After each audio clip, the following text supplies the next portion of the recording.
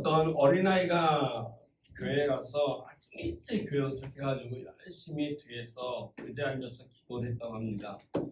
꼬마아이가 너무 간절하게 양무릎을 꿇고 고개를 숙이고 열심히 기도하는 걸 보니까 얼마나 귀엽고 예쁜지 마침 주역과 선생님이 지나가서 기특해서 옆에 가서 가만히 앉아서 무슨 기도를 하나 들어봤습니다. 아니 이런 내용을 가지고서 이 꼬마아이가 열심히 기도를 했답니다. 하나님 제발 내일까지 우리 대한민국 수도가 부산이 되게 하여 주십시오 라고 기도했다는 것이죠. 왜 그런 기도를 하냐라고 물어봤더니 하는 말이 금요일날 시험을 봤는데 지리시험에 내가 대한민국 수도를 부산으로 썼거든요. 너무 참 예쁘기도 하고 애교스럽기도 한 그런 어린아이의 기도인 것입니다. 근데 성숙한 그리스도인이라면 그런 기도를 하지 않겠죠. 여러분들의 기도를 한번 돌아보시기 바랍니다. 이 어린아이와 같은 기도는 하고 있지 않으신지요? 하나님 내가 이거 잘못했는데 이거 그래도 이렇게 좀 되게 해주십시오 라고 하는 우리들의 실수와 또 우리들의 욕심과 또 우리들의 바라는 것들을 하나님께 기도하고 있지 않습니까? 많은 사람들이 오랫동안 교회 생활을 했다고 하면서도 그들의 기도를 가만히 들어보면 이 어린아이의 기도와 별다를 바 없다는 사실을 발견할 수 있을 것입니다. 오랫동안 교회 생활을 했기 때문에 경건하다고 나름대로 성경을 좀 많이 안다고 또 신앙생활을 잘했다고 교회에 대해서 좀 많이 안다고 또 신앙이 좀 있다라고 자부하는 사람들이 있습니다. 나름 영적으로 충만하게 살고 있다고 생각하는 사람들이 있습니다. 기도도 많이 한다고 하는 분들을 꼭 만날 때가 있다는 것입니다. 근데 가만히 보면 겉모습은 그들이 살아가는 모습들을 볼 때 약간 그런 것 같기는 한데 그들의 삶 속에 어떤 열매나 기쁨이나 다른 것들이 보이지 않을 때가 있다는 것입니다. 왜 그렇습니까? 알게 모르게 그들의 삶 속에도 아직도 모든 삶이 하나님 중심이 아니라 나 중심의 삶을 살아가고 있기 때문에 그렇습니다.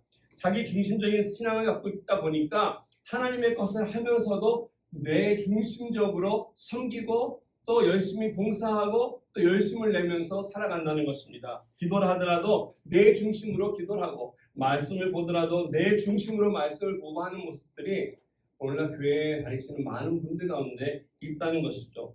상당히 형식적이고 기복적인 신앙을 벗어나지 못하는 모습을 보기 때문에 기도를 많이 해도 그 기도에 대한 응답을 받지 못하고 열심히 예배를 드리고 찬양을 드려도 그 마음속에 기쁨이 있지 않는다는 것입니다. 주일마다 말씀을 듣는데 열심히 내 삶 속에 그 변화가 있지 않고 말씀 열심히 읽고 있으나 이 말씀에 대한 기쁨과 이 말씀을 살아가는 열매가 없다라는 것입니다. 왜 그렇습니까? 아직도 자기 중심적인 모습이 있기 때문에 그렇다는 것입니다.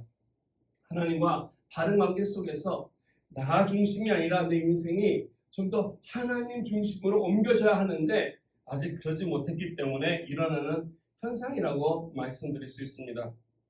여러분들은 어떻습니까?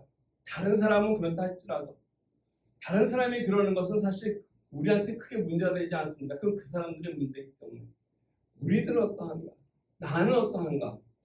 나는 하나님 보실 때 바르고 깨끗하게 살아가고 있는지를 우리는 돌아봐야 할 것입니다. 내 삶 속에 일어나는 많은 일들이 나 중심으로 되어가고 있는지 아니면 하나님 중심으로 우리가 살아가고 있는지를 살펴봐야 한다는 것입니다. 올바르게 살아갈 수 있도록 우리들의 믿음과 신앙이라고 하는 다른 말로 하면 영성이라고 표현하는데요. 이것이 하나님을 기쁘게 할 수 있는 바른 삶을 향해서 나가야 할 것입니다. 오늘 골로새 교회 향해서 사도 바울이 이 교인들을 잘 모르는 사람이라고 제가 말씀드렸습니다.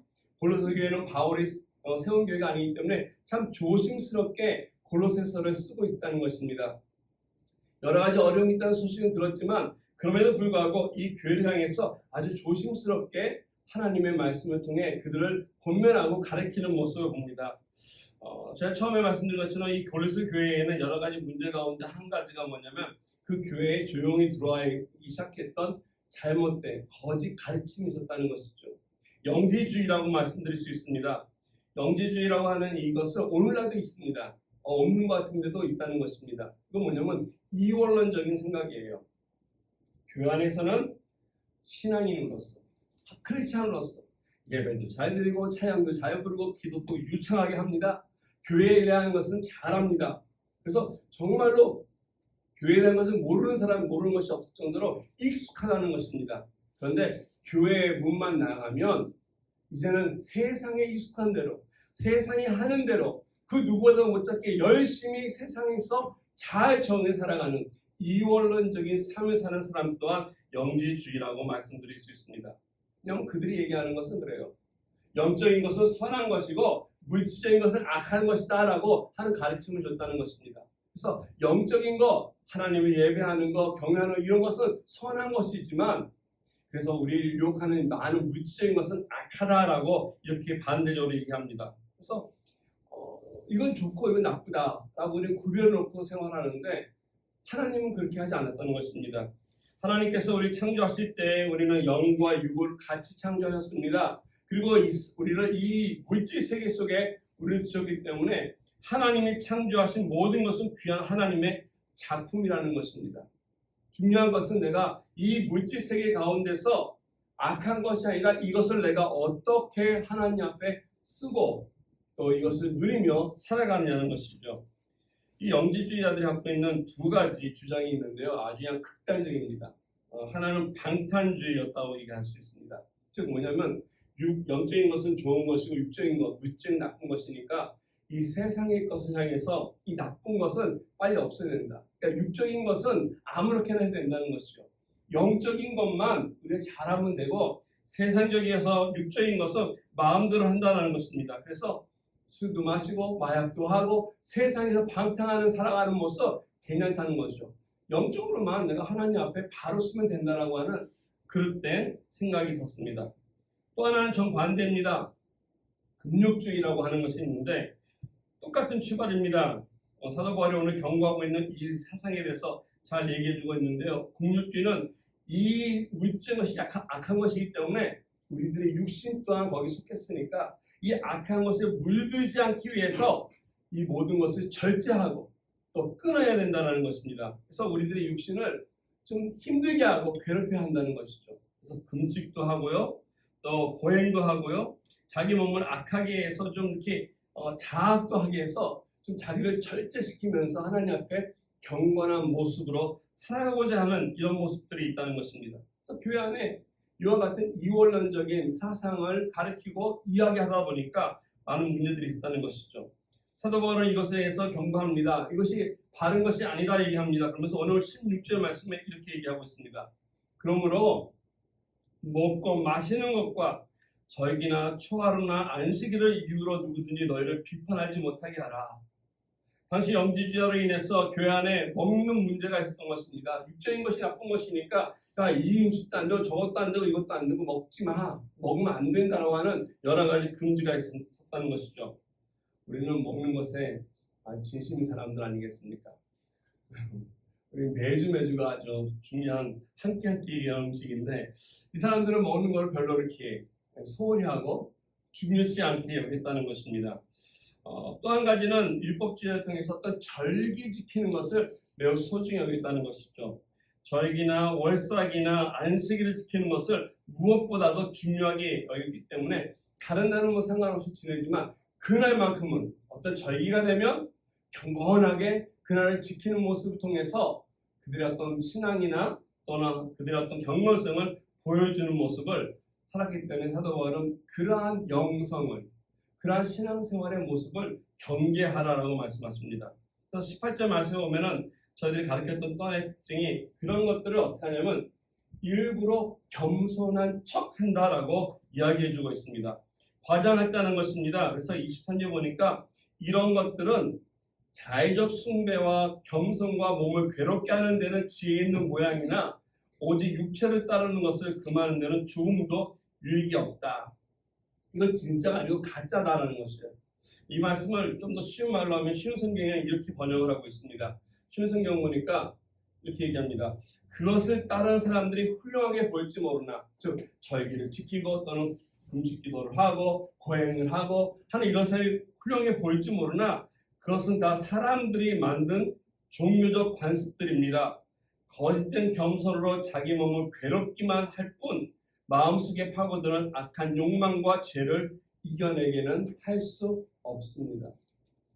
겉으로 어떤 절기를 지킵니다. 금식을 합니다. 어떤 행위를 합니다. 근데 그것이 겉으로 나오는 행위가 내 안에 있는 영혼 속에 있는 죄를 해결할 수 없다라는 것입니다. 오늘 이 말씀을 우리 좀 더 심각하게 잘 새겨들어야 할 필요가 있지 않을까 생각합니다. 나름대로 경건하다고 생각하죠. PT 말씀도 열심히 하고 또 열심히 봉사도 하고 교회 생활 속에서 직분을 받아서 열심히 리더십으로 섬기는 사람들이 있습니다. 그럼에도 불구하고 이런 사람들이 율법적인 것에 얽매여서 형식적인 것에 벗어나지 못하는 경우, 이런 것이 착각을 하고 살아가는 사람이 많다는 것입니다. 우리 하나님은 우리를 그렇게 창조하지 않으셨습니다. 우리를 어디 얽매이고 싶어 하지 않으십니다. 우리를 자유롭게 하셨다는 것입니다. 기뻐하도록 창조하셨고 하나님 앞에 영광 돌릴 수 있도록 창조하셨습니다. 예수의 능력을 통해서 진정한 기쁨과 찬양이 우리 속에 있을 수 있도록 했다는 것이죠. 찬양을 드리면서 힘들어, 그거 아니라 정말 기뻐서 아름다운 우리의 믿음의 고백으로 하나님께 불려지는 찬양이 될 수 있고, 기도를 드리면서도 어떤 형식이 얽매이는 것이 아니라 진정으로 우리 마음속에서 하나님 향해서 드리는 고백들이 있어야 할 것이고, 교회를 발걸으며 어떤 책임과 의무에 의한 것이 아니라 정말 하나님을 섬기고자 하는 영광 들릴 수 있는 귀한 자리가 될 수 있도록 오늘 발걸음들이 되어야 한다는 것입니다. 이런 것들이 기계적이고 형식적인 영성으로 살아간다면 하나님이 원하는 목적을 우리는 결코 이룰 수 없을 것입니다. 우리들의 신앙이 알다 모르게 보면 다 다르다는 것이죠. 성향도 다르기 때문에. 그러다 보니까 여러 가지 모습이 있을 수는 있습니다. 혹시 여러분들 예전에 어렸을 적에 아마 살아보신 분은 없을 것 같아요. 지금 우리 다 나이 들었기 때문에.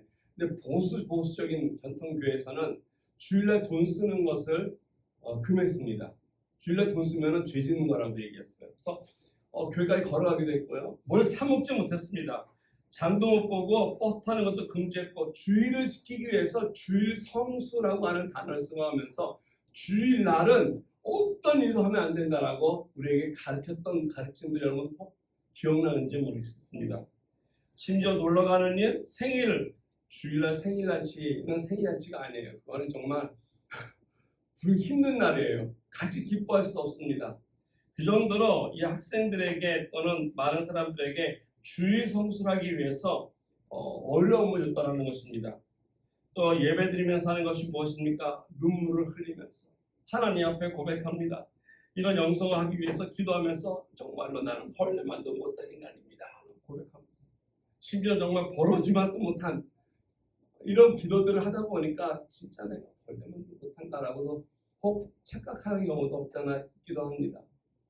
우리의 모습들을 너무나 하나님 앞에 바르지 못하게 또 거룩만 얘기하다 보니까 이와 같은 잘못된 영성을 알게 모르게 우리에게 가르쳐주기도 하고 또 우리 또한 배우지 않았나 이런 생각이 듭니다. 근데 영성이라고 하는 모든 것들이 이와 같지 않다는 것입니다. 과거엔 내가 죄인이었으나 이제 얘가 예수 믿고 살아간다면 더 이상 죄가 아닌 하나님의 나라를 향해서 하나님의 영광을 위해서 무엇을 할 수 있는가 생각하며 기뻐하며 살아가야 하는 사람이 되어야 한다는 것입니다. 이런 의미에서 우리가 예배 드릴 때마다 또 우리 마음속에 찬양할 때마다 기쁨이 있어야 될 것이고 하나님 앞에 나올 때마다 기대감이 있어야 돼요. 오늘 내가 어떤 찬양으로 하나님께 찬양을 드릴까? 오늘 어떤 말씀으로 내가 도전받고 내 삶을 하나님 앞에 더 성숙시켜 나갈까? 기대하며 사모하는 마음으로 나오는 예배. 이래서 우리들의 삶이 하나님 앞에 아름다운 영성으로 바른 영성으로 세워질 때 정말 하나님이 원하시는 그 기쁨 속에서 살아가는 인생이 될 것입니다. 오늘 말씀을 통해서 어떻게 하면 좀 더 이렇게 우리가 바른 신앙, 올바른 영성이라고 하는 것을 회복할 수 있고 또 우리가 지켜나갈 수 있는지를 몇 가지 함께 살펴보기 원합니다. 우리가 바른 영성을 회복하려면 첫 번째는요, 영성이 뭔지 알아야 돼요. 이 본질이 뭔지를 우리가 알아야 한다는 것입니다. 영성의 본질이 무엇인지 이거를 내가 알지 못하면 우린 잘못된 신앙을 갖고 살아간다는 것이죠. 잘못된 영성을 추구했습니다. 오늘 17절 말씀 다시 한번 보시기 바랍니다.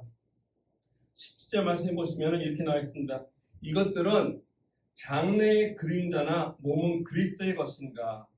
여기서 말하는 이것들이라고 얘기하는 것을 무엇을 얘기하는 걸까요? 이것들. 이건 바로 그 윗절인 16절에서 얘기하는 것입니다. 16절에 보시면은 먹는 거, 마시는 거, 절기, 초하루, 안식일 이런 것들이라는 것이죠. 이런 것들이 17절에 와서는 뭐라고 얘기합니까? 이런 것들이 다 장래의 그림자다라고 얘기하고 있습니다. 먹고 마시는 거 어느 시대에도 이거 매우 중요시 여기는 교단이 있습니다. 우리 교회는 중요시 여기지만 우리 배를 맛있게 먹기 위해서. 근데 이거를 중요시 여기는 교단이 있는데요. 이것을 바로 우리는 안식교가 주로 그렇다고 말씀드릴 수 있습니다. 이단이죠. 돼지고기 그들은 안 먹습니다. 참 불쌍한 인생인데요. 삼겹살도 못 먹고 돼지고기도 못 먹고 율법에서 금지하는 것들을 먹지 않는 그런 사람들이 하는 거죠. 뿐만 아니라 어떤 절기나 초하루나 안식일을 중요하게 여기는 그런 교회들이 있다는 것입니다. 그런 교단들이 있다는 것입니다. 그래서 그날만은 모든 것을 거기에 다 힘을 합해서 그를 지키기 위해서 드러낸다는 것입니다. 그 날짜가 영생의 모든 것을 사람들을 통해서 얘기하고 있는데 오늘 보니까 이런 것들이 본체가 아니다. 본질이 아니다. 이거는 그림자에 불과한 것이다 라고 이야기하고 있습니다. 그러면서 하신 말씀이 진짜가 있다는 것이죠. 그런 것들에 현혹되지 말고 진짜를 찾아서 그 진짜를 찾아야 되는데 그 진짜가 무엇이라 얘기하냐면 바로 예수 그리스도라고 말씀해 주고 있습니다. 이게 영성의 본질입니다. 신앙이라고 하는 것은 내가 교회 생활을 잘하고 교회가 이 교회를 섬기는 것이 아니라 그 교회의 머리 대신 예수 그리스도를 섬기는 것이고 내가 어떤 신앙생활 속에서 익숙해져서 습관을 살아가는 것이 아니라 주님과 함께 하나님과 함께 내 삶 속에서 동행하는 삶을 얘기하고 있는 것입니다. 그분의 은혜와 능력을 체험하는 것이 영성이라는 것입니다. 교회 안이 되건 교회 밖이 되건 주님께서 베풀으신 그 은혜를 기억하고 그 사랑을 잊지 않고 그것을 내가 살아가고 있는 것이 이게 바로 오늘 얘기해주고 있는 삶의 모습이죠. 그 외의 것은 어떤 방법이라는 것입니다. 형식에 불과하다는 것이죠. 게리 토마스라고 하는 유명한 영성학자가 있습니다. 이분이 쓰신 책 가운데 흥미로운 제목의 책이 있는데요. 이 영성에도 색깔이 있다라고 하는 제목의 책입니다. 여러 가지 모습으로 우리가 예수님을 만나고 하나님을 경험하고 살아가지 않습니까? 다양합니다. 기쁨 가운데, 슬픔 가운데, 또 우연히, 또 조용한 가운데, 여러 가지 모양 가운데 우리들의 인생 가운데 하나님을 경험하고 예수님을 만나는 그런 일들이 있다는 것입니다. 이분은 9가지 영성 방법을 그 가운데 소개하고 있는데요. 이렇다는 것이죠. 예를 들어서 어떤 사람은 대자연 속에 가서 자연 가운데서 예쁘게 찬양을 하면서 기도를 할 때 정말 마음속에 후련하게 하나님을 향한 참된 찬양이 터지고 기도가 터지는 사람이 있다는 것입니다. 그래서 교회에서 기도하면 답답하고 집에 답답해야 산에 가야 돼. 자연 속에 가서 좀 이렇게 마음껏 하나님을 만나야 되고 하는 이런 성향의 사람들, 자연주의적 영성이라고 이렇게 명명을 했습니다. 자연 속에서 만나는 자연주의 영성이라고. 어떤 사람은 이런 사람이 있습니다. 내가 금식을 해야 돼. 좀 먹지 않고 집중해야 돼. 금식 기도해야만이 좀 이렇게 하나님을 만나고 내가 좀 이렇게 말씀 속에 들어갈 수 있어. 금식하고 기도를 말씀도 봐야 돼. 이런 사람들은 이제 경건주의적인 영성이라고 부릅니다. 어떤 사람은 교회 와서 예배만 드리는 거 가만히 앉아서 말씀 듣고 찬양하고 예배만 드리는 거 갖고는 좀 뭔가 부족한 것 같아. 내가 하나님을 믿는데 이렇게 예배만 드려도 돼? 좀 여러 가지 일을 해야지. 구제도 하고 봉사도 하고 돕기도 하고 좀 여러 가지 활동들을 해야지 해서 봉사로 섬기는 것이다 생각하는 사람들, 이런 사람들은 행동주의적 영성이라고 얘기합니다.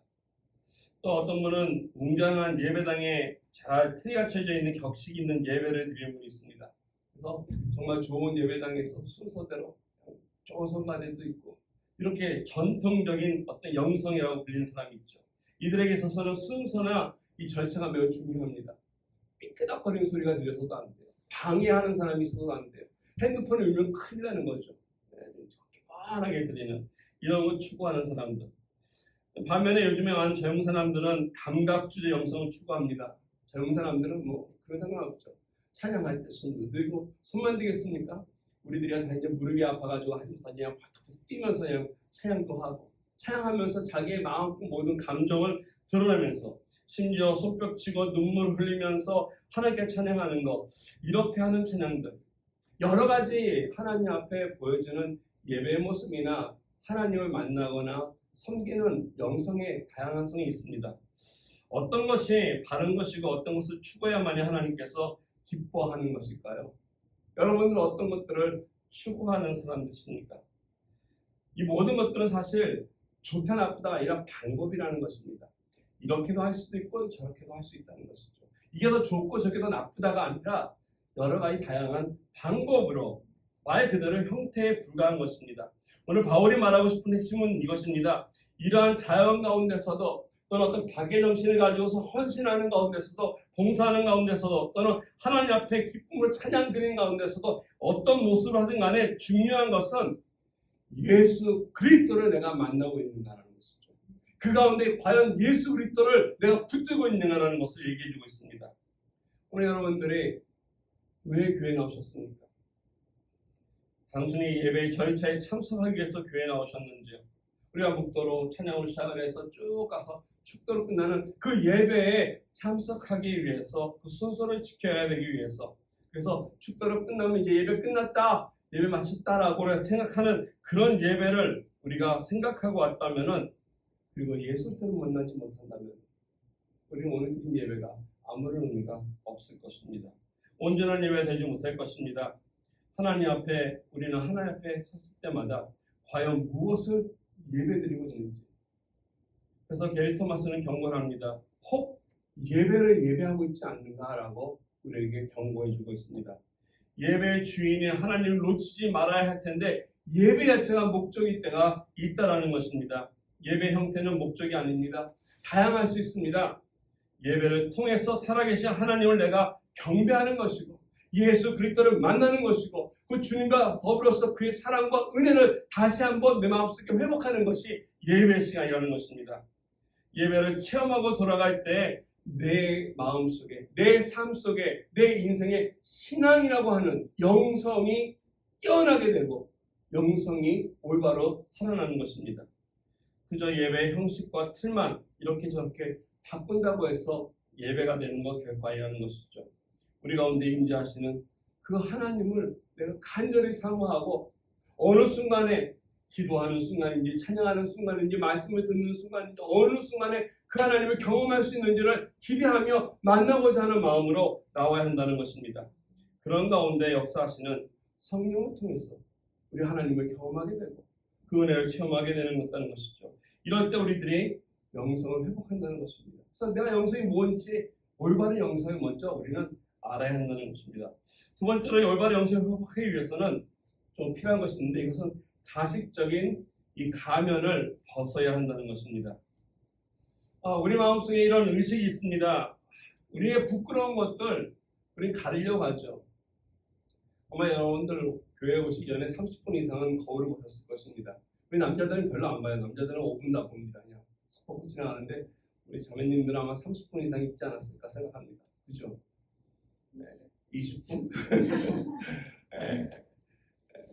그래서 여러 가지 모습으로 우리는 이렇게 누군가를 많이 의식하며 살아간다는 것이죠. 그게 나쁘다는 것은 아닙니다. 그런데요, 우리들의 누추한 것들, 우리의 부족한 것들을 다른에게 이렇게 보이는 것이 실례이기 때문에 그래서 우리는 감추죠. 그것을 우리는 가린다는 것입니다. 할 수만 있으면 장식을 하고 위장을 해서 내가 부끄러운 모습, 불편한 모습, 모자란 모습을 보이지 않으려고 하는 것이 우리들이 갖고 있는 의식입니다. 이와 같은 모습을 우리 사람한테는 통할 수 있으나 하나님께 나올 때는 필요가 없다는 것입니다. 우리 서로에게 만나기 위해서는 여러분 예쁘게 화장하고 오세요. 그래야지 정말 아름답습니다. 예쁜 옷 입고 오세요. 정말 오늘 멋있습니다라는 얘기를 할 수 있어요. 그러나 마음속에는 화장할 필요가 없다는 것입니다. 여러분 마음속에는 예쁜 옷을 입을 필요가 없다는 것입니다. 삶 속에서 살아가면서 힘들고 어려웠던 시간들, 죄 가운데 있어서 고통받는 그 순간들, 그 마음들 있는 그대로 가지고 오시라는 것입니다. 내가 해결하고 하나님 만날게 것이 아니라 있는 모습 그대로 나와서 하나님을 진실을 만날 때 그 하나님이 우리를 만나주시고 그것 통해서 우리를 변화시켜 주신다는 것입니다. 오늘 18절 말씀을 보게 되면은 영지주의자들이 했던 이야기 가운데 이런 하나님의 관계성을 가로막는 두 가지 모순된 것을 우리 사도 바울이 얘기해주고 있습니다. 그래서 첫 번째 뭐냐면 꾸며낸 겸손함이라는 말로 쓰고 있어요. 하나님과 우리를 가로막는 장애 요인이 있습니다. 일부러 겸손한 척한다는 것이죠. 우리 사람 앞에서는 예를 갖추기 때문에 그런 말을 할 수 있습니다. 그런데 우리 하나님 앞에는 일부러 겸손한 척할 필요 없습니다. 진짜 겸손함은 소중하고 귀한 것입니다. 좋은 것입니다. 그런데 오늘 말씀하고 있는 것은 겸손한 척을 하는 케이스를 얘기하고 있습니다. 교회 생활을 오래 하신 분들과 이야기하다 보면 그런 얘기를 참 많이 해요. 겸손한 용어를 많이 써. 뭐 제가 뭘 할 줄 알겠습니까? 뭘 시켜도 괜찮아요. 전 중요하지 않습니다. 저 뒤에서 제가 그냥 가만히 좀 조용히 섬기겠습니다. 얼마나 겸손하고 또 조용하게 섬기는지 모르겠습니다. 그런데 그 말을 고지고 듣고 그렇게 했다가는 큰일 날 때가 있다는 사실입니다. 누구에게나 위장하고 싶은, 가리고 싶은 마음들이 있습니다. 가식적인 마음이 있다는 것입니다. 그런데 이것을 계속 붙들고 있으면 하나님 앞에 나갈 때도 우리는 가식적으로 나갈 때가 있습니다. 우리들의 죄를 자백하고 고백하며 우리들의 부끄러움을 토로하고 우리들의 약함을 토로하면서 하나님 도와주세요 라고 해야 되는데 가식적이에요. 그래서 하나님 앞에 도와달라는 말을 하죠. 뭐 이런까지 도와내가 하나님께 부탁을 드려야 되나. 가식적인 면이 많다는 것입니다. 이런 모습으로 우리는 하나님을 체험할 수가 없다는 것이죠. 두 번째 요소는 헛되이 과장하는 것이라고 이야기하고 있습니다. 오늘 성경 보니까 특별히 천사 숭배를 이유로 너희를 정죄하지 못하게 하라라고 하면서 그가 그 본 것에 의지하여 그 육신의 생각에 따라 헛되이 과장했다 얘기하고 있어요. 헛되이 과장된 것. 오늘 보니까 천사 숭배하는 것을 얘기하기 때문에 어떤 사람들은 그 당시 천사를 숭배했다라고 이렇게 얘기하는 학자들도 있습니다. 문자 그대로 천사들을 믿었던 사람들이기 때문에 천사들을 숭배하는 사람들이 있습니다. 천사들을 마치 신청 도와달라고 하는 사람이 있다는 것입니다. 그런데 이것은 천사들을 숭배하는 것이 아니라 천사들과 함께 예배해야 되는데 함께 드리는 영적으로 드리는 그 예배 가운데에만 그 천사들에 집중한다는 것이죠. 우리가 드리는 예배가 그냥 드리는 것이 아니라 우리가 예배 드리는 이 순간에 우리 천사들도 함께 예배한다는 것입니다. 우리들이 드리는 기도가 그냥 우리 귀에만 들려지고 끝나는 것이 아니라 성경에 보면은 이것이 천사들이 하나님 앞에 금 대접에서 올라가는 향기라고 얘기하고 있습니다.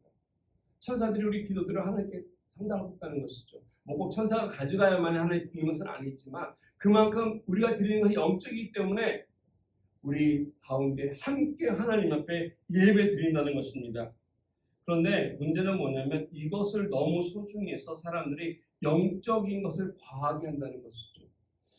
특별히 우리가 주의할 것이 이와 같은 은사주의 쪽에 빠져있는 신비주의에 빠져있는 것, 여러 가지 현상들 이런 것들을 중요시 여기는 사람들이 있다는 것입니다. 예배 중에 그래서 꼭 어떤 방언한다든가 쓰러져야 한다든가 이런 것이 있어야만이 하나님의 임재라고 우리가 오해하는 이런 문제도 있다는 것이죠.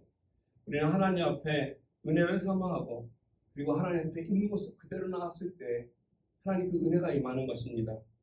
나는 충만합니다. 나는 다 가졌습니다. 나는 모든 것이 넉넉합니다 라고 얘기했을 때 우리 하나님 그래 너 알아서 살아라고 하신다는 것이죠. 우리 예수님께서 하신 말씀처럼 어린아이처럼 되지 않으면 천국에 갈 수 없다 말씀하신 것처럼 순수한 마음으로 있는 모습 그대로 하나님 앞에 나올 때 하나님이 체험이 되어지고 하나님 앞에 영광 돌릴 수 있다는 것입니다. 오래된 얘기지만 이런 얘기를 들었습니다. 서당에서 아이들이 공부를 열심히 하고 있다가 낮 시간이다 보니까 아이들이 하늘천 따지 하고 있는데 이 서당 이 훈장님께서 꾸벅꾸벅 졸고 계시는 것입니다. 아마 피곤했던 것이겠죠. 그래서 그런지 이걸 보고서 아이들이 이제 얘기합니다. 훈장님께 선생님 이렇게 주무시면 안 돼요 라고 했더니 선생님이 눈을 뜨고 있다 이렇게 얘기했다고 합니다. 그냥 눈을 떠가지고 그래 피곤해서 잤다 이렇게 했으면 괜찮을 텐데 이 훈장님이 눈 딱 떠니 야 이놈아 난 좋은 것이 아니야 하는 말이 사실 내가 지금 공자님을 만나고 온 것이다 이렇게 얘기했어요. 학생이 듣고 나서 그 다음날 우리 학생이 좁니다. 학생이 꾸벅꾸벅 자요. 그러니까 이게 선생님이 뭐라 했겠습니까? 꾸중을 냅니다.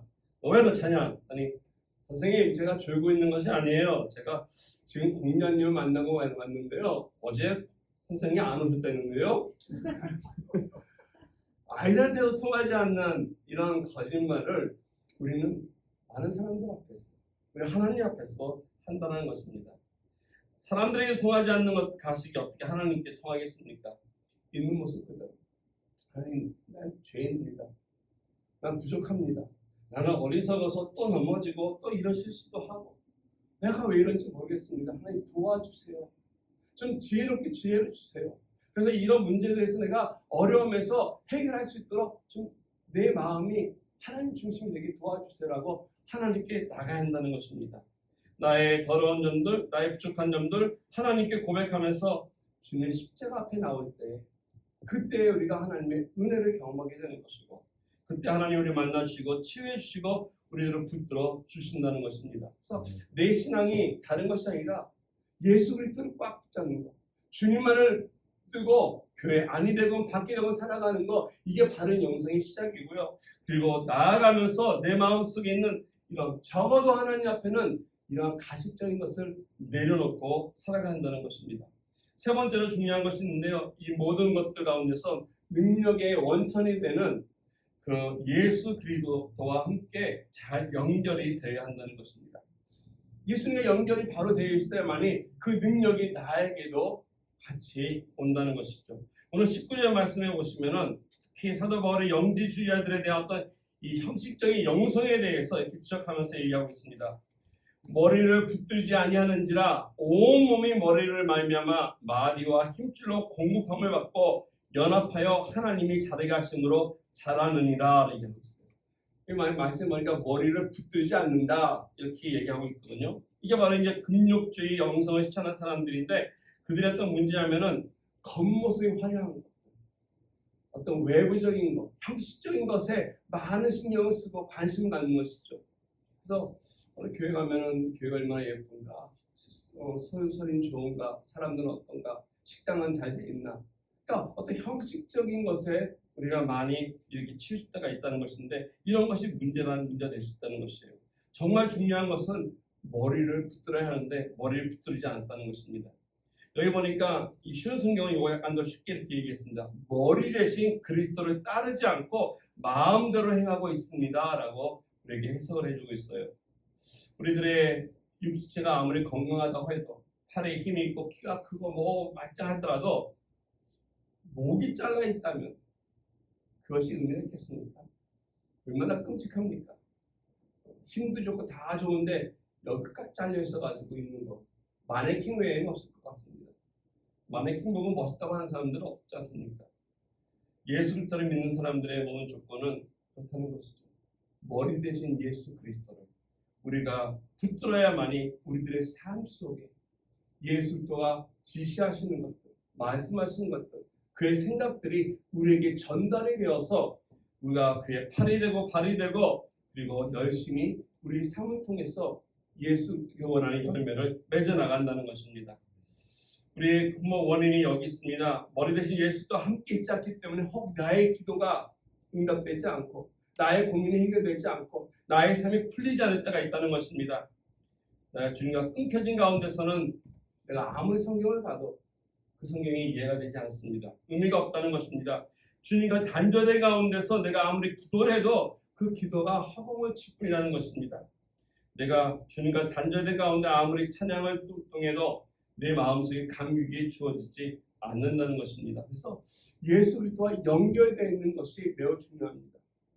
한 주간 생활하시면서 하루 생활하시면서 예수 그리스도의 사랑을 얼마나 여러분들이 감사하고 고백하십니까? 우리 하나님께 얼마나 도움을 청하고 하나님과 함께 살려고 하나님께 기도하고 계십니까? 아니면 내가 꼭 필요할 때만, 내가 어려울 때만, 그럴 때만 마치 부적처럼 다른 이방신들이 하는 것처럼 도움을 받기 위해서 하나님을 생각하고 나아가십니까? 우리는 모든 가운데 모든 걸 소유하고 계시고 주관하고 계시는 그 하나님과 연결이 되어야 할 것입니다. 그때 내가 구하지 않아도 연결되어 있기 때문에 나의 아픔과 필요를 하시는 주님께서 알아서 우리에게 공급해 주시고 해결해 주신다는 것입니다. 우리가 우리들의 인생이 더 이상 메마르지 않고 탈진되지 아니하도록 우리가 예수 그리스도와 함께 더불어서 우리가 살아갈 때 그 주님 주시는 복을 누리고 정말로 우리가 일어나서 하나님께서 기뻐하시는 새로운 영성을 훌륭한 영성으로 살아갈 수 있을 것입니다.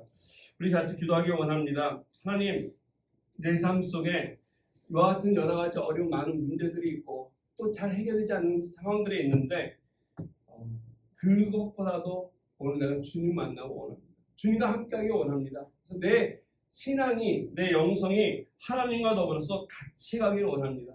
자라기를 원합니다. 이 세상의 것보다도 하나님의 나라를 생각하며 하나님 나라를 꿈꾸며 나가기를 원합니다. 하나님 나를 한번 만져주시고 바라봐 주셔서 오늘도 하나님 만나고 갈 수 있는 시간 되게 하여 주십시오. 우리 같이 기도드리며 나가겠습니다. 같이 기도드리겠습니다.